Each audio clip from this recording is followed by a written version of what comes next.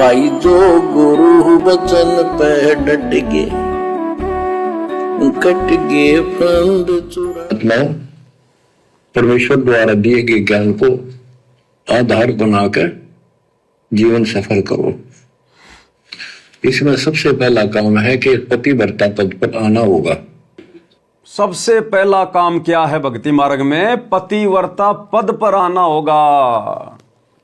इस पतिव्रता पद पर आए बिना भक्ति शुरू भी नहीं होती है। चाहे आप 20 साल से सार नाम लेके भक्ति कर रहे हैं, करते रहो। अरे 650 साल पहले भी तो भैया किसी ने 10 साल भक्ति करी, किसी ने 20 साल करी, किसी ने 50 साल करी, कोई पूरी जिंदगी भक्ति करता रहा। एक भी पार हुआ क्या? खाली भक्ति करते रहने से पार नहीं होंगे।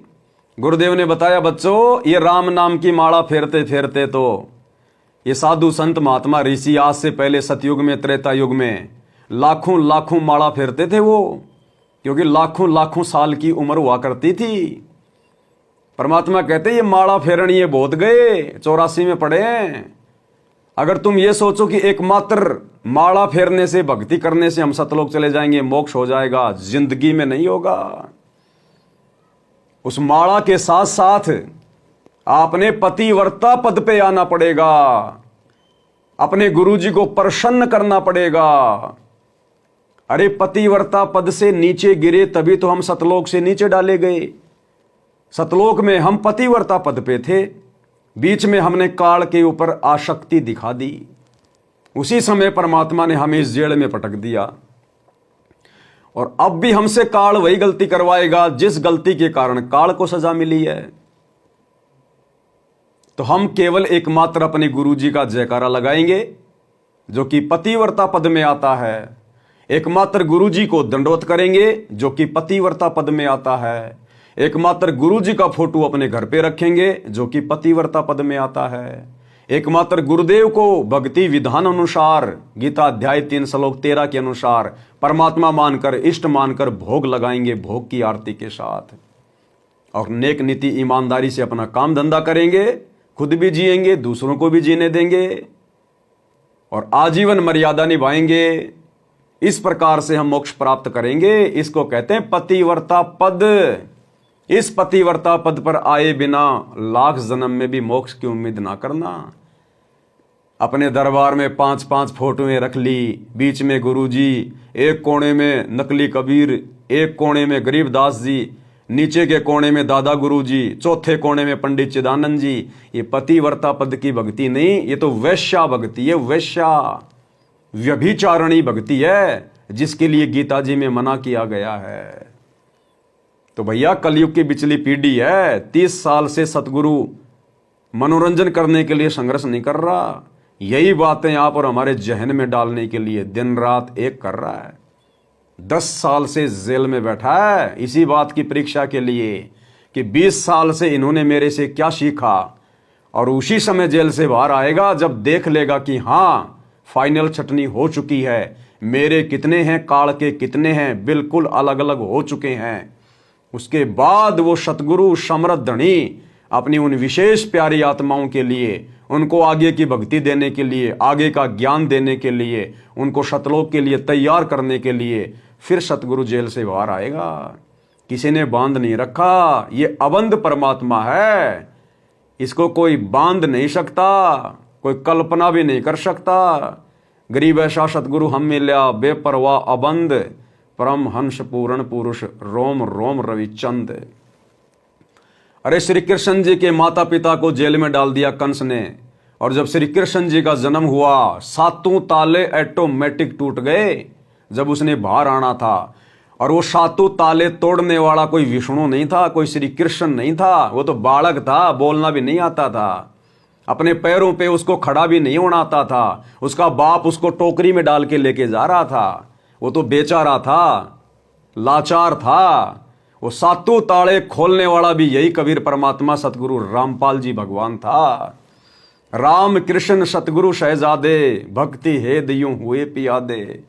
इनकी पिछले जन्म की भक्ति शेष है, तभी तो ये विष्णु पद पे बैठे हैं। ये भी आप और हमारी तरह कभी कलयुग की बिचली पीढ़ी में थे, लेकिन मार खा गए पतिव्रता पद पे ना आके।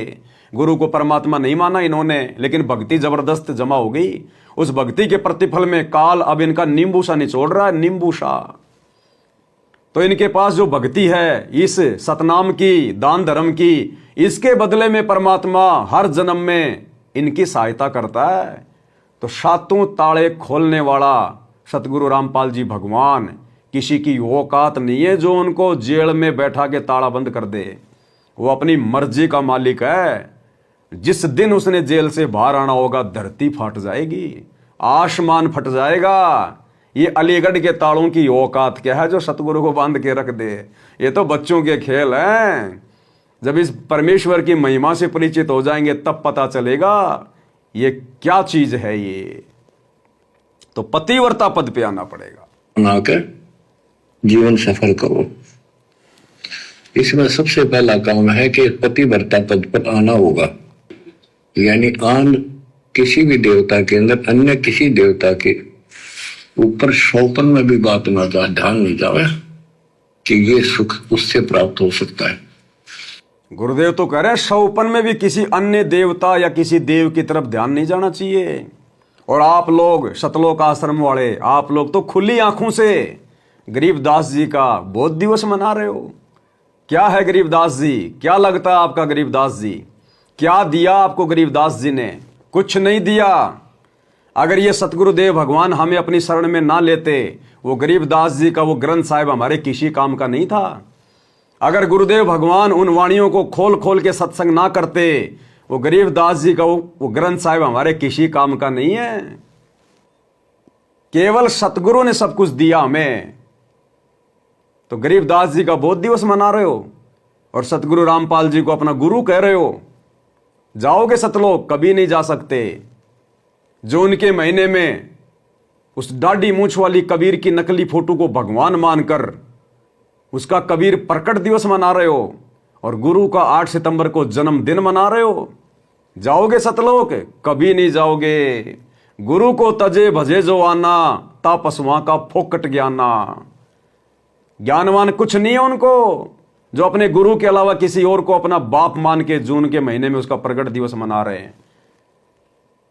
कुछ भी पल्ले नहीं पड़ा अभी तक आश्रम वाले भाई बहनों को। तो इसलिए परमात्मा कह रहे हैं शौपन में भी किसी आन देव के विषय में सोचना भी नहीं है। अरे तुम तो उनका जन्मदिन मना रहे हो, मरण दिन मना रहे हो, मोक्ष दिन मना रहे हो, उनका प्रकट दिन मना रहे हो। आप लोग कहां पतिव्रता पद पे हो? अपने गुरु के अलावा परमेश्वर के रूप में हमारी सुरती शौपन में भी कहीं नहीं जानी चाहिए। और तुम तो 3-3 दिन का समागम कर रहे हो गरीबदास जी के नाम पे, दाढ़ी मूंछ वाले नकली उस कबीर के नाम पे लड्डू जलेबी बर्फियां मनाकर त्योहार मना रहे हो, धूम मचा रहे हो, रंगोलियां मना रहे हो। बाप तुम्हारा जेल में बैठा है और तुम होली दिवाली की तरह रंगोली मना रहे हो। इन आश्रमों में रंगोली बना रहे हो। ये किस चीज का प्रतीक है रंगोली? ये काल का प्रतीक है, काल का।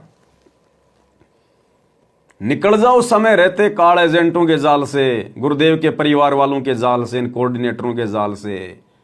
नहीं तो ये काल तुम्हारी रंगोली बनाएगा, तुम्हारी पता भी नहीं चलेगा कितने रंग डाल देगा, तुम्हारी सूरत शकल बिगाड़ देगा। भाई जो गुरु बचन पे डट गे, कट गे फंद 84 के, कट गे फंद 84 के रकट।